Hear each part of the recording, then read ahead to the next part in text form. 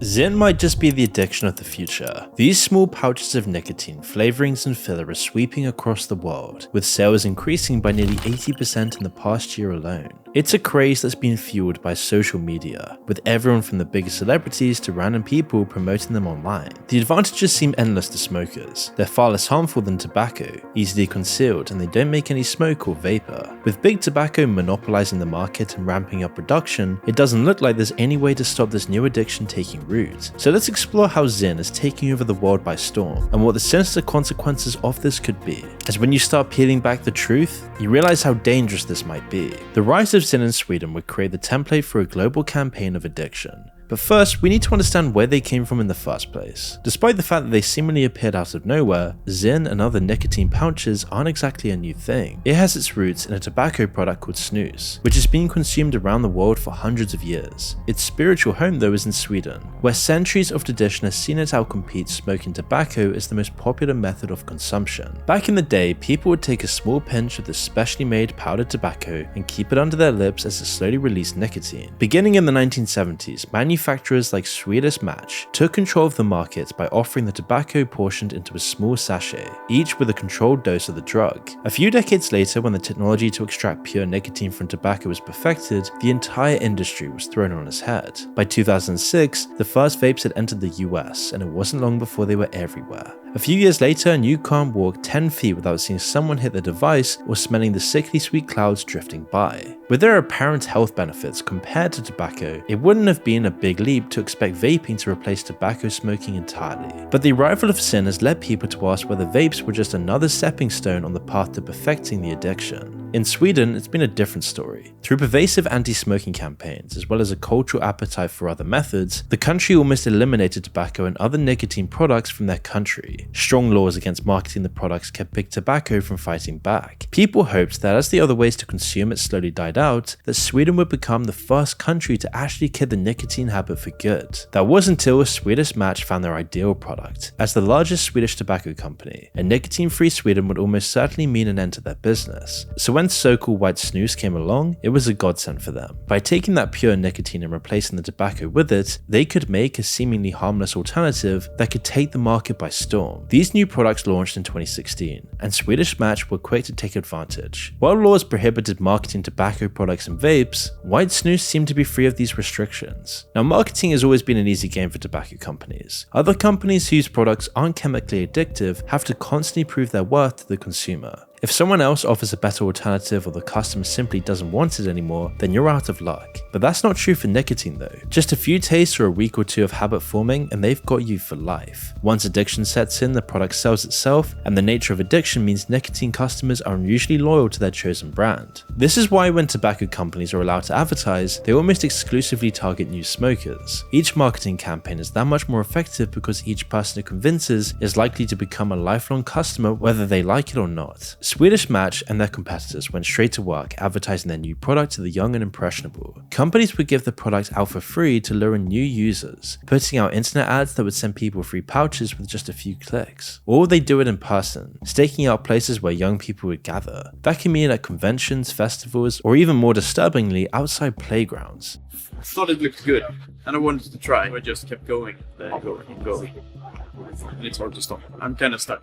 And the results were quick. With the marketing beginning in 2017, it only took 3 years for the use of snus to overtake smoking in young people. Decades of progress in stopping the use of nicotine were reversed almost overnight, with tons of young people taking up this new addiction. Swedish Match, who had the most money to throw around, were very well positioned to corner the market, buying out competitors and securing basically a monopoly. You can see why nicotine pouches might be appealing to young people. Smoking and vaping are far less discreet. The smell can give it away easily, you can't do it in front of people without them noticing, and everyone has the image of smoking with cancer. Whereas products like Zyn are almost invisible on the other hand, meaning kids can indulge in their new habits all day without having to sneak off to the bathrooms every half hour. Combined with the fact that they were easy to get and easy to use compared to the alternatives, it made their popularity inevitable. And people would have no idea about how truly bad this was like they do about smoking cigarettes. And that's why Big Tobacco was quick to notice this massive opportunity to afflict even more people with an addiction to their product. They've never cared what form the nicotine they sell comes in, as long as it's addictive. They've only ever cared about creating new, lifelong customers. So when white snus spread across Sweden like a wildfire, they noticed. At first, Swedish Match made their operation international. The product had been imported and sold in small numbers a year earlier, but in 2017 they began a nationwide rollout in the US. It wasn't cheap to even make the stuff in the US. They needed to upgrade and pretty much rebuild one of their factories in the country, a project that would cost over $100 million. But once you start adding up the numbers, you can see why they did this. Each can of Zyn, a container which holds 15 of the pouches, costs about $4, but heavy users could easily go through a can every 2 days, all year round. And this really adds up. In 2017 alone, the year they were introduced, Swedish Match sold over 13 million cans of Zyn, and the other brands outside of Scandinavia. A year later, as more people were introduced to it and got addicted, this nearly doubled to 25 million. The scale of growth was truly insane, but it got even crazier. By September of 2019, they were selling 20 million pouches, or around 1.3 million cans every single month in the US alone. Once the factory finally opened that same year, they started selling even more, and by 2022, sales had gone up by 700%. Zyn continued to dominate the market for these products, never losing the over 50% market share lead they had taken earlier over the competition, which is why the brand had exploded in growth and seemingly came out of nowhere. Now, while Swedish Match might be over 100 years old, these were the kind of growth numbers that only the most successful tech startups see. So just like any other startup, once they had the product and the market controlled, they sold it all off. And who better to step in than the masters of addiction themselves, the largest tobacco company in the world, Philip Morris. In late 2022, they bought out Swedish Match in their entirety for an eye-watering $16 billion. But the only thing they were really interested in was Zyn. And this deal might end up being one of the most lucrative deals ever made. If Zyn and other nicotine pouches keep growing as fast as they are, they'll replace vaping and eventually cigarettes. You see, Philip Morris could see that cigarettes and vaping were becoming outdated. Nobody in Gen Z really wanted to do this stuff anymore. There were so many regulations, you couldn't advertise properly, all the reporting on the health consequences, the popcorn lungs, the lung cancer, they needed something to pivot fast with. Which is why Philip Morris didn't just buy 51% of the company, it was a complete buyout of every single share. They wanted it all, and you can easily see why. With that dominant market share, Philip Morris doesn't really need to do anything. With how heavily controlled traditional advertising is for nicotine and tobacco products, there isn't any danger of someone else taking the throne. Addiction makes people take the easiest route possible to get that fix. So if they know the brand, then they'll buy it. It means this deal could give Philip Morris an almost complete monopoly over nicotine products, stretching far into the future. Of course, that'll only be true if Zyn and other nicotine pouches really catch on. But what's making them so much more popular than vaping or smoking? Ever since they finally couldn't cover up the dangers of tobacco, the health effects have been the Achilles heel of the tobacco industry. They don't care about the actual suffering, of course, it's the optics and the appearance of selling an addictive, deadly product that hurt them. But Zyn, so far at least, seems like the least harmful alternative. Old-fashioned snus and other products with actual tobacco in them cause cancer. They're terrible for your health. But as far as we know, Zyn doesn't do this. The fact that unlike with vaping you don't actually inhale anything makes it at least marginally healthier.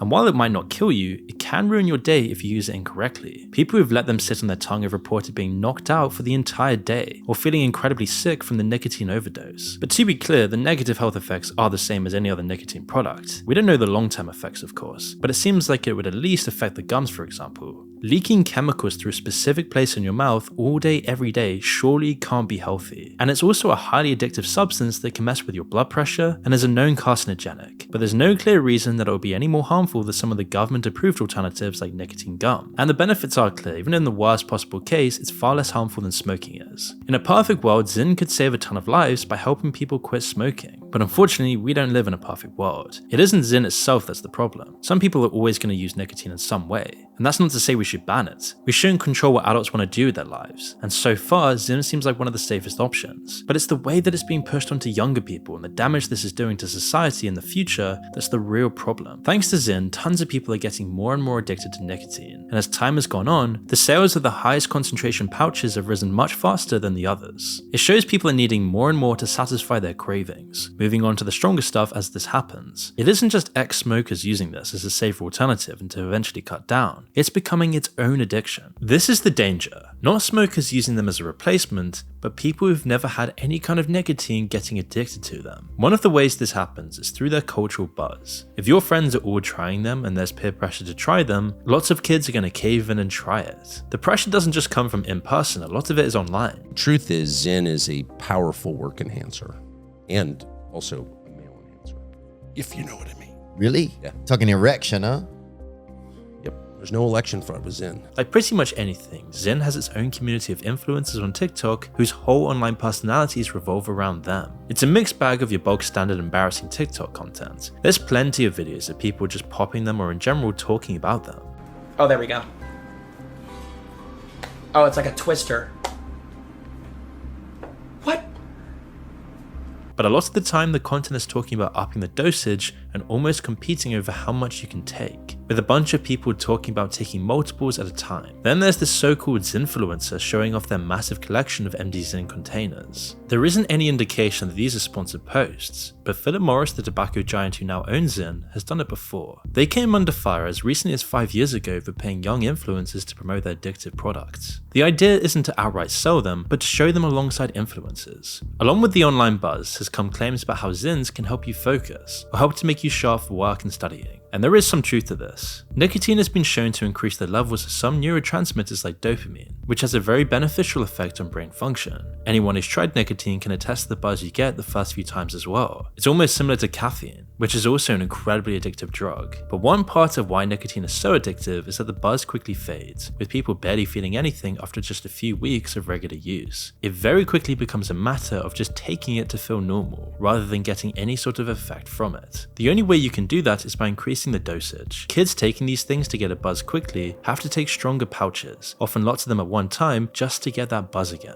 Zyn and other pouches put nicotine straight into the bloodstream, so people who use them can quickly build up a massive tolerance to nicotine without ever even knowing it. If they ever try to stop, it makes the withdrawals that much worse, and if they switch to vaping or cigarettes, they'll need far more of them to get the same effects. This is just another hidden danger of Zyn and other nicotine pouches. We've already seen through studies that if people start vaping without any prior nicotine use, they're 3 times more likely to take up smoking than other non-smokers. And we can expect that Zyn has pretty similar effects because the active chemicals are completely identical. All of the worrying about just how harmful they are misses the bigger picture though. We're currently watching as big tobacco, which was losing customers every day for decades, it's once again getting its claws into the next generation. And it's really working. Big tobacco is creating a whole new generation of addicts, making nicotine popular once again, risking the health, increasing the chances of cancer, and other fatal illnesses by getting Generation Z hooked on the stuff. It's just going to add on to the long list of addictions that Gen Z and Gen Alpha have been exposed to at a very young age. At least with smoking, it's pretty inconvenient to do it all of the time. Only the heavier smokers would be puffing away all day.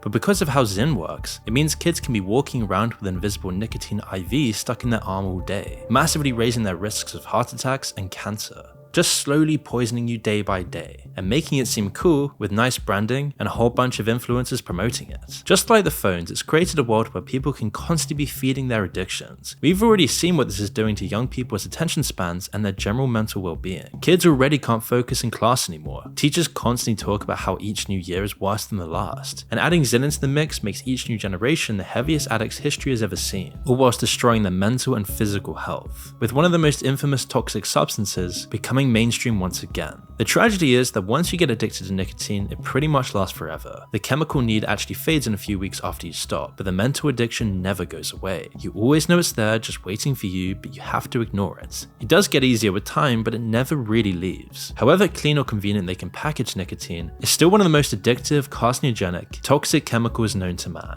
And whilst we may not know the exact effects of Zyns, all we can see is that it is addicting people to nicotine. And the societal harm of having a whole generation of addicts isn't something that we can measure. Making nicotine mainstream once again is a terrible sign of where we're headed. And with the explosive growth of Zyn and the snail's pace of actual regulation, this is going to be a major problem that we'll have to deal with soon.